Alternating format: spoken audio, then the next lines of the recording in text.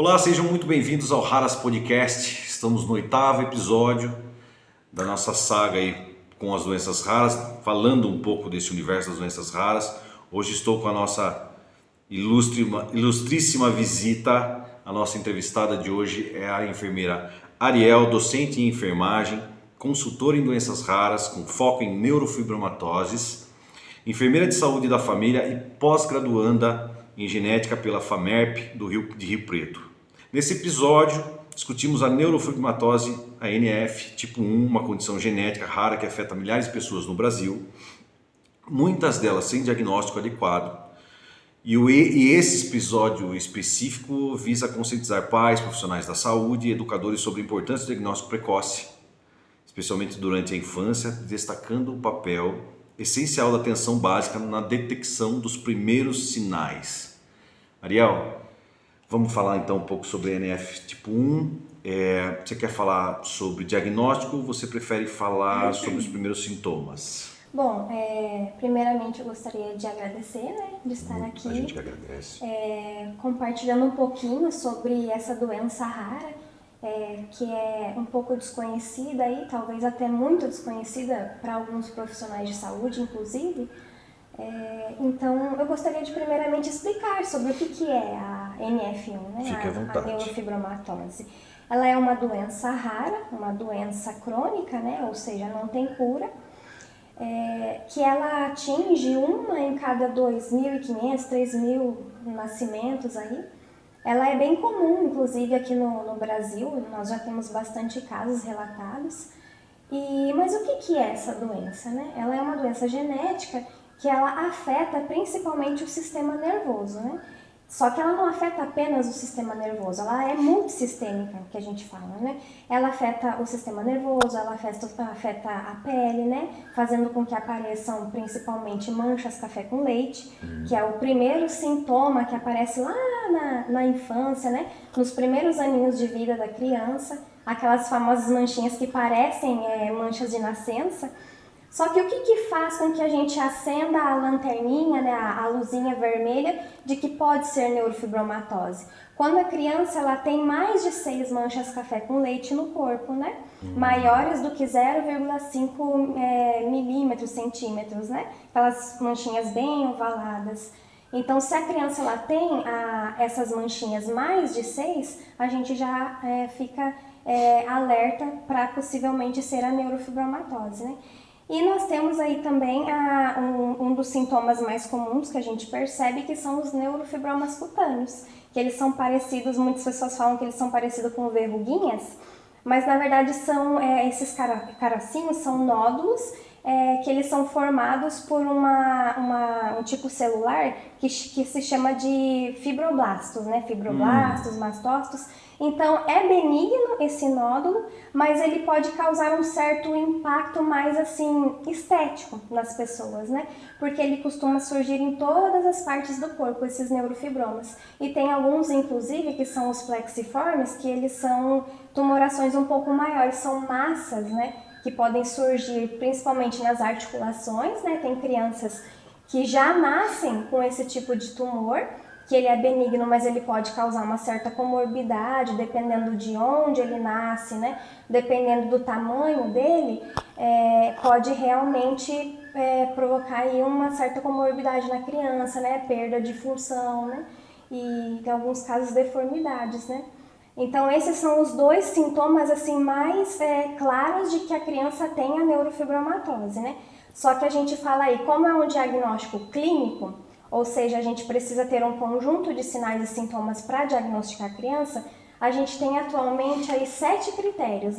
Que o primeiro é as manchas café com leite, o segundo são esses neurofibromas cutâneos, o terceiro são esses neurofibromas plexiformes, que são os maiores. A criança pode ter problemas de aprendizado, problemas neurológicos, como por exemplo autismo, TDAH, que são os que a gente mais percebe nas crianças, Déficit também cognitivo, as crianças podem evoluir com esse tipo de sintoma. E elas também podem ter outros que são bem comuns, que são as displasias ósseas, Ela isso pode pode ser. causar. E isso pode causar deformidades ósseas, principalmente em ossos longos, né? Por exemplo, Fêmur. fêmur, pode causar também na tíbia, em braços, enfim, né? Porque a falta dessa proteína, da neurofibromina, ela pode realmente causar essa fragilidade óssea, né? Então, o que que seria, né? Por exemplo, a pseudoartrose, que muitas crianças já nascem com essas deformidades. É uma fraqueza do osso, né? Esse osso, ele acontece uma fratura, essa fratura não calcifica da forma certa, ela não cicatriza da forma certa, e aí fica aquele ossinho danificado, né? Aquele ossinho com esse defeito, por conta da falta da neurofibromina. Ela pode acometer esses múltiplos sistemas no osso, né? Tanto neurológico quanto ósseo, então são diversos sintomas que ela pode causar, manifestações. Entendi. E a idade mais ou menos em que esses pacientes começam a ter esses primeiros sintomas varia muito? Geralmente, quando se trata da neurofibromatose do tipo 1, os sintomas eles já começam a aparecer nos primeiros anos de vida. A criança nasceu, ela já começa a aparecer os sintomas. Geralmente, na idade entre 4 meses, 4 a 9 meses, o que costuma aparecer são as manchas café com leite no corpinho da criança. Então essa é uma faixa etária para a equipe médica, né? O pessoal tá prestando atenção nesse primeiro sintoma. Exatamente. Em todos os casos pontuais acontecem esse primeiro sintoma ou tem alguns que não acontecem? Sim, na A grande maioria das vezes. Sim, a neurofibromatose, o primeiro sintoma que a gente sempre procura são as manchinhas. Às vezes pode acontecer o quê? De crianças terem menos, né? Tem crianças que apresentam mais manchas, tem crianças que apresentam menos. Porque a doença, ela varia, né? Por mais que seja uma única doença, ela varia conforme o indivíduo, conforme a pessoa, né? E essa criança, ela dá entrada no hospital com que sintoma? Quais são os sintomas, os primeiros sintomas que a doença afeta ou causa nessa criança para que ela tenha essa entrada recorrente no hospital e o médico olhe e não fale, não é só uma virose, vamos estudar porque não é só isso, não toma só um corticoide ali e vai embora, né? No caso assim, quando a doença, ela pode, porque no geral a neurofibromatose, ela evolui assim com um curso mais benigno da doença, mas geralmente acontece sim, pacientes pediátricos darem entrada no hospital, por exemplo, com alguma complicação da doença, né? Por exemplo, assim, uma das manifestações que pode acontecer são os gliomas, né? Que é um tipo de tumor que acontece na neurofibromatose. Entendi. Ele pode aparecer atrás da via óptica ou ele pode aparecer, vamos supor assim, 30% em outros locais do sistema nervoso central. Então, tem crianças que podem apresentar esse tipo de tumor, né? Então, as crianças podem dar entrada assim na emergência com sintomas desse tumor. Por exemplo, a visão ela pode perder a visão, né? Se ela não for diagnosticada cedo. Ela pode ter convulsões, né? Porque se trata do nosso cérebro, né? Um tumor que você tem no cérebro. Então, ela pode começar a ter sintomas assim, entendeu? Entendi. Então, realmente é um caso bem grave. A gente precisa diagnosticar cedo para começar a fazer esse acompanhamento e identificar cedo essa manifestação da doença e evitar complicação, porque tem uma diferença entre manifestação e complicação, né? Por exemplo, assim, uma manifestação da doença, os gliomas, eles podem aparecer, ok? Mas agora, se eu não identificar e tratar cedo, pode virar uma complicação. Né? Entendi. Por exemplo, uma perda de visão, Entendi. né? Que é o que acontece na maioria das crianças. Ela tem mutação também, né? Por se tratar de uma Sim. doença genética, ela comete mais um paciente, um indivíduo de uma tal forma do que outro indivíduo de uma outra certa forma, é isso? Isso. Pode acontecer tem isso. uma mutação, a mutação específica no cromossomo 17, né? Que o que ele faz? Ele vai sintetizar a neurofibromina, a proteína supressora tumoral. Que é essa a função da neurofibromina no nosso organismo. Ela suprime que as nossas células elas comecem a fazer aquela divisão celular acelerada, né? A mitose. Isso. Então, se eu não tenho essa proteína, ela pode realmente começar a desenvolver aí de forma descontrolada e começar a formar essas massas, né? Formar tumores, outros problemas, né? Que, como eu já salientei aqui, outros problemas neurológicos, mas ela afeta um indivíduo de uma forma, outro de outra. Então, algumas pessoas têm a forma mais grave da doença, outras têm a forma mais leve, outras têm a doença e nem sabe, né? Como já aconteceu, por exemplo, de você diagnosticar a criança e você vê o pai ou a mãe tem a doença, mas ela só apresenta, por exemplo, algumas manchinhas, né? Um nódulozinho, um neurofibroma aqui, outro ali. Ela tem também essa característica de infantil, juvenil. A gente tem, assim, o que a gente chama de manifestações na infância, na idade pré-púbere, né, e adolescência e na fase adulta. Na idade de criança, a gente fica de olho no quê? Nas manchas, nos tumores, né, que podem aparecer, principalmente o neurofibroma plexiforme, que é o que mais causa comorbidades, né, na criança e outros probleminhas. E os probleminhas hormonais também, que lá pela fase de 6, 7, 8 aninhos, a criança pode começar a ter probleminhas aí na fase de crescimento, né? Pode começar a ter problemas de desenvolvimento, Crescimento, estatura, intelecto. Isso, tudo isso ela pode Nossa, ela começar afeta a ter. tudo, não? Ela afeta bem, não? Afeta Ela não tem a mesma característica como a esclerose tuberosa, não, né? Não, ela é diferente Ela é mesmo. diferente, Ela é né? diferente da esclerose tuberosa. Só uma coisa assim que a gente precisava salientar bem é sobre essa questão do diagnóstico da doença, né? Porque a gente pensa assim, que só porque a criança, ela nasceu, ela chorou, né, tá mamando, tá tudo bem, que tá tudo 100% com essa criança, né? Mas a gente precisa continuar a fazer os atendimentos, né, fazer o acompanhamento da criança, desde que ela nasce até pelo menos os seus 10 anos de idade, né? Isso no paliativo, né, Ariel? No paliativo não, na puericultura, né, que a gente chama, no acompanhamento. No acompanhamento, mas para essa doença específica ainda não tem uma medicação de controle. Ou existem algumas coisas? Medicações para os sintomas dela, por exemplo. Valolinos, toma, isso. não? Por exemplo, assim, o neurofibroma plexiforme, né? Existem alguns que podem ser operados e outros não. Existe uma medicação hoje que a gente está tentando introduzir no SUS, que é o selumetinib, né? Que é uma medicação que ela é utilizada para os neurofibromas plexiformes inoperáveis. Ela tá na Conitec, em avaliação? Tá, a gente está fazendo aí uns estudos para tentar introduzir ela. Que bacana. A gente está tentando fazer Ela segura a doença, né? Ela diminui 30%, de 30% a 40%. Nossa, que beleza! O tamanho dos tumores plexiformes. Os estudos que foram feitos quando essa medicação ela surgiu, que inclusive é da própria AstraZeneca, a medicação, né? O Coselugo, né? Realmente os estudos foram bem satisfatórios, né? Todos os pacientes que utilizaram a medicação, inclusive utilizam até hoje, né?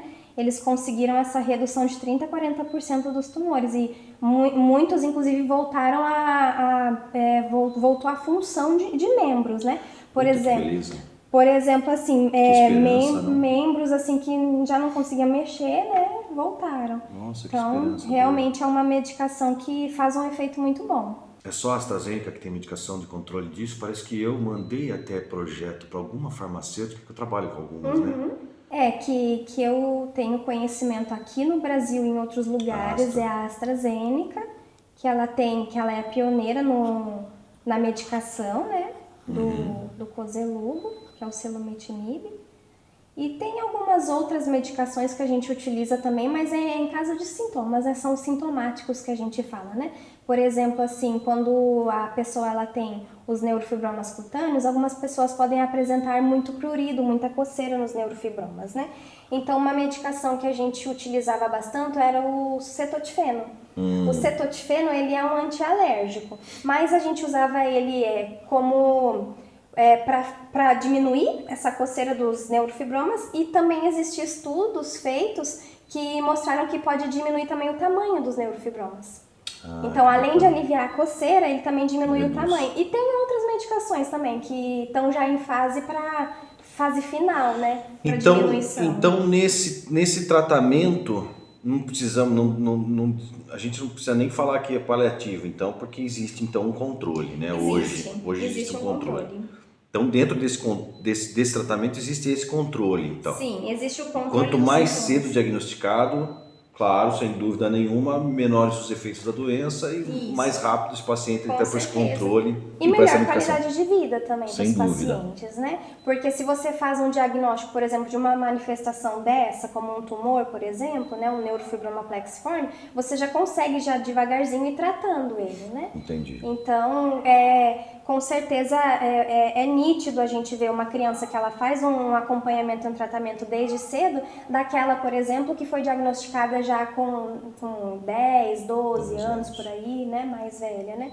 Então, a gente precisa, né, sempre enfatizar o diagnóstico precoce nas doenças raras, né?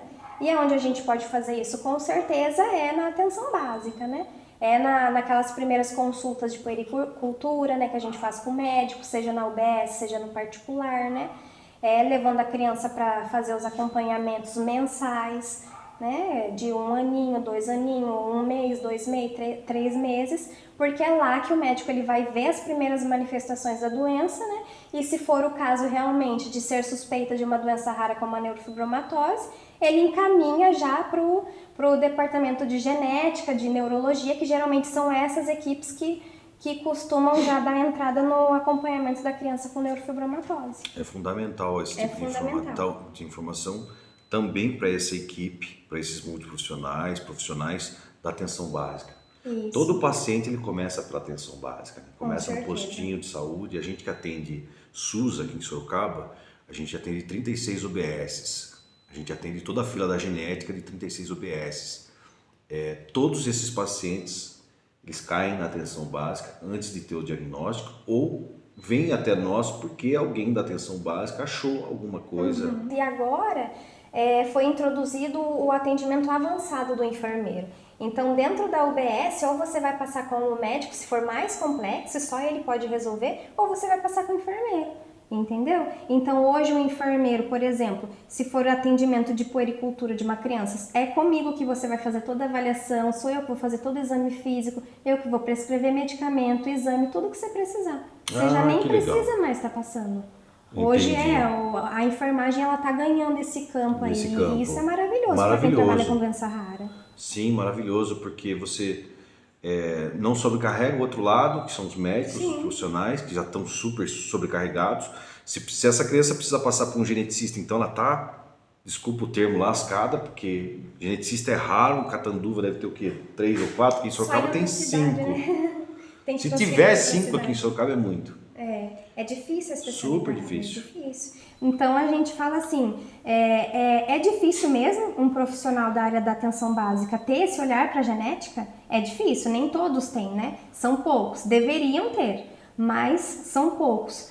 Então assim, é aquela velha pergunta que a gente faz, como que eu vou diagnosticar uma doença que eu nem conheço? Então. Né?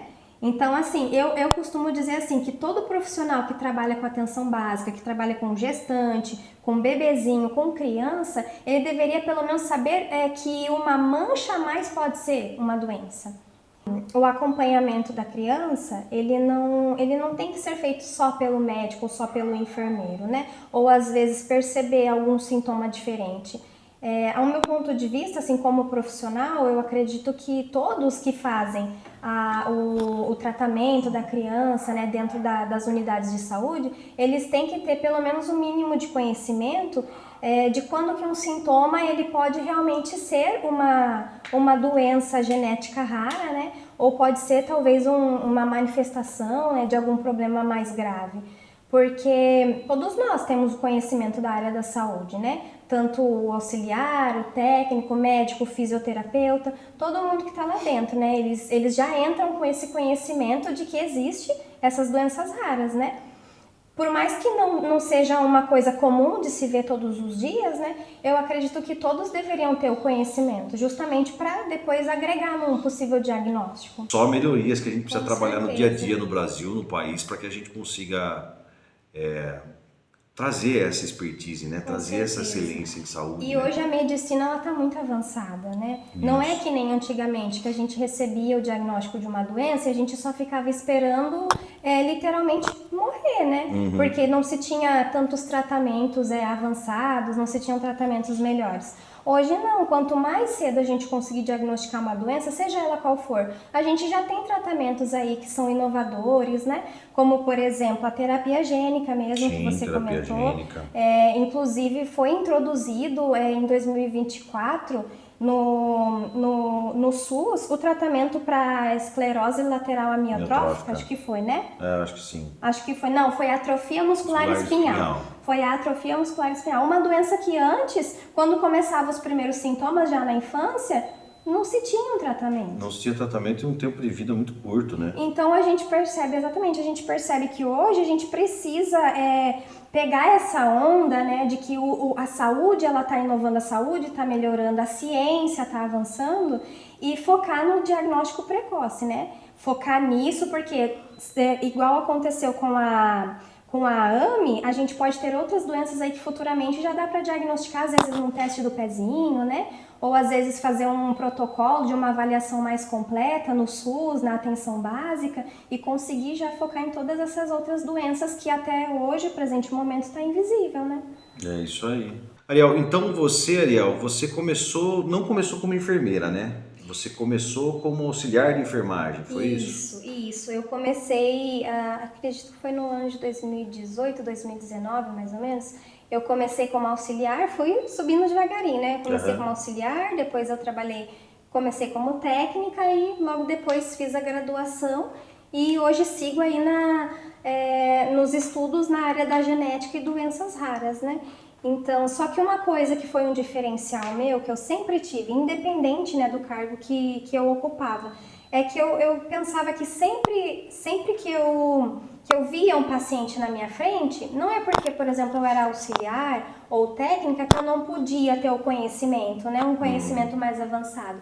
Eu sempre procurei estudar tudo que fosse baseado na área da saúde justamente para agregar em um possível diagnóstico, independente de ser auxiliar, enfermeiro, médico, porque eu sempre acreditei que a gente pode sim ajudar, né? Às vezes uma coisinha que a gente vê no nosso paciente que o médico não viu, ou que o enfermeiro não viu, às vezes um auxiliar, um técnico pode ver, né, um sintoma diferente, alguma coisinha diferente que está acontecendo com o paciente, né? Que inclusive foi uma coisa que eu mesma vivenciei, porque hoje eu só trabalho nessa área, né, por conta de que eu tive a minha motivação pessoal, que foi o meu filho. O meu filho, ele é diagnosticado com neurofibromatose, né, o diagnóstico dele fechou com 4 anos de idade, depois que ele teve um tumor no tronco encefálico, que é um tipo de tumor que ele vem da própria neurofibromatose, que é o glioma, né?